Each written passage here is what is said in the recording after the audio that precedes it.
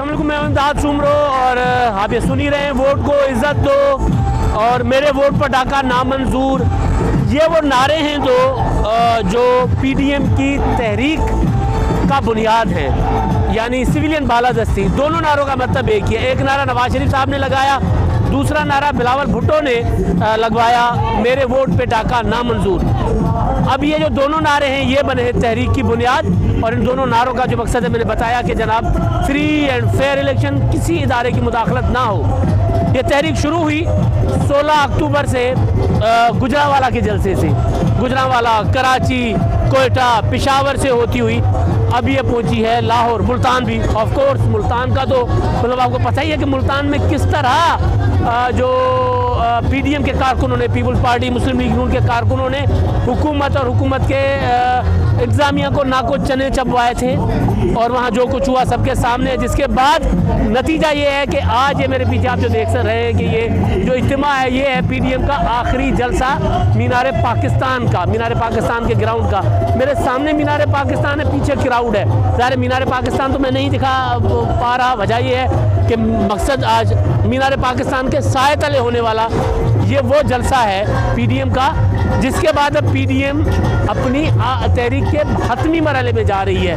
पहले मरहले का आखिरी पड़ाव है ये लाहौर का, मीनार पाकिस्तान का। अब आज यहाँ पे होगा ये कि जो पीडीएम की क़यादत है वो अपने अगले लाएअमल का करेगी ऐलान, जिसमें लॉन्ग मार्च भी है, इस्तीफ़ों का ऐलान भी है, तकरीरें सबकी होंगी। मौलाना फजल रहमान साहब की होगी, बिलावल भुट्टो की होगी, मरीम नवाज़ की होगी। अब नज़रें हैं नवाज शरीफ साहब की तकरीर पर, और दूसरी नज़र है बिलावल भुट्टो की तकरीर पर, क्योंकि पीपल्स पार्टी पर जो शकूक व शुबहात हैं, जिस तरह के चीज़ें हो रही हैं, उसकी वजह से कहा जा रहा है कि पीपल्स पार्टी शायद सिंध हुकूमत नहीं छोड़ना चाह रही।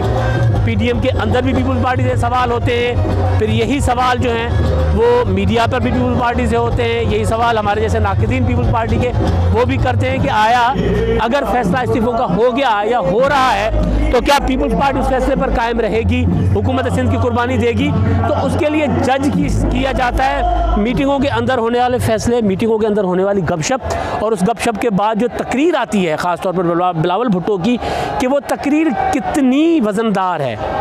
क्या वो ढीली ढाली तकरीर तो नहीं है, वो पंजाबी में जिसको कहते हैं गोंगलू से मिट्टी झाड़ना, कहीं वो ऐसा तो नहीं कर रहे, आ रहे हैं और तकरीर करके जा रहे हैं और कोई ख़ास नहीं है उनकी तकरीर के अंदर कोई वो मटीरियल जिस मटीरियल को कहा जाए कि वो पीडीएम के बयानिए के साथ हैं। मतलब ये जज किया जाएगा।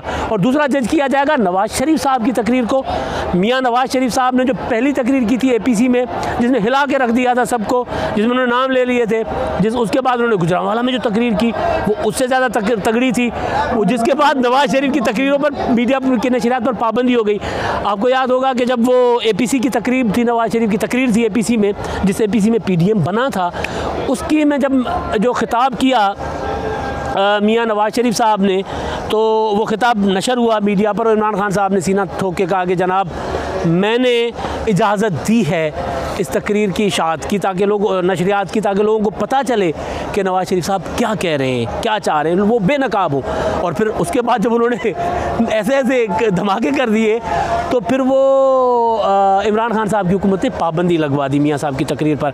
आज भी यहाँ पर जब वो तकरीर करेंगे तो तकरीर के लिए कहा जा रहा है कि मुख्तलिफ हीले, हथकंडे, हरबे इस्तेमाल करने की कोशिश की जा रही है हुकूमत की तरफ से, कि उस तकरीर को जो है वो किस तरीके से रोका जाए। क्या वो तरीका हो जिससे वो तकरीर नशर ना हो सके, फिर इंटरनेट की बंदिश होगी, सिग्नल्स, मोबाइल सर्विस जाम कर दी जाएगी, या जो भी उसमें इस तरह की कोई चीज़ें पता चल रही हैं कि हुकूमत कुछ कर रही है। अब देखते हैं कि उसका अल्टरनेट पीडीएम के पास, मुस्लिम लीग नून के पास क्या है। अली डार ने जो ये सारा कुछ कर रहे हैं, नवाज शरीफ साहब को लंदन में असिस्ट कर रहे हैं, उनका खिताब यहाँ पर जलसों तक पहुँचाने में वो जो भी उनकी मावनत है वो कर रहे हैं, अली डार ही कर रहे हैं। तो अली डार ने ट्वीट किया कि नवाज शरीफ साहब की तकरीर रोकने के लिए हर मुमकिन कोशिश कर रही है हुकूमत, ताकि तकरीर ना पहुँचे, मगर हमने उसका मुतबादिल बंदोबस्त कर रखा है। तो वो तकरीर जो है नवाज शरीफ साहब की वो अहम होगी।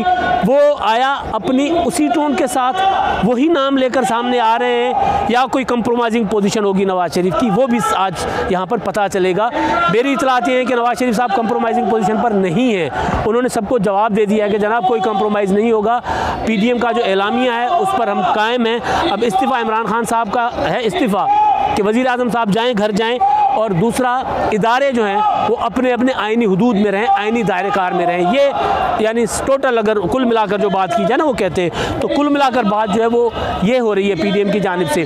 तो नवाज शरीफ साहब की तकरीर जो है उसका बड़ा है इंतज़ार लोगों को कि वो जो तकरीर है वो क्या होगी, और फिर उसके साथ साथ PDM क्या ऐलान करेगी। वो जो लॉन्ग मार्च है वो लॉन्ग मार्च कब ऐलान होगा, जिसकी 25 जनवरी की जिसकी डेट है, मुजवज़ा एक तारीख दी हुई है, तो क्या वो 25 वही लॉन्ग मार्च करेंगे, इस्तीफ़ों के हवाले से क्या होगा, ये सारी चीज़ें। मगर एक चीज़ कि जिस तरह का क्राउड यहाँ पर है और जो जलसा और जो लाहौर का फ़ैसला है वो असल जो है वो मुतय्यन करेगा PDM की तहरीक के मोराल को। जैसे मैंने पहले भी अपने व्लॉग्स में गुजारिश की है कि PDM की तहरीक, PDM का मोराल कहाँ जाएगा, कहाँ तक उसको जो है वो उसमें जो हौसला अफजाई PDM की कितनी होगी, वो ये क्राउड डिसाइड करेगा। क्योंकि लाहौर का जो आखिरी पड़ाव है ना पहले मरहले का, वो लाहौर में था भी इसलिए कि मुस्लिम लीग नून का गढ़ है, नवाज शरीफ गरज रहे हैं, नवाज शरीफ मुसलसल अपना सारा कुछ दाव पर लगाकर वो बातें कर रहे हैं जो पाकिस्तान की सियासत में शजरे ममनुआ समझी जाती थी।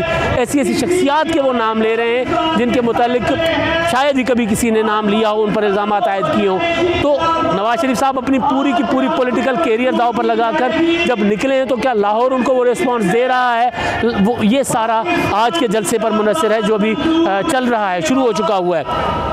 और PDM के अंदर अभी क्योंकि जो इस जलसे से पहले एक ज़ोराना था मरीम नवाज़ साहिबा की तरफ से सरदार अयाज सादी के घर, जहाँ पर सारी क़यादत ने बैठ के मुशावरत की है कि जो फ़ैसले हुए उन फ़ैसलों को आगे लेकर कैसे चला जाए।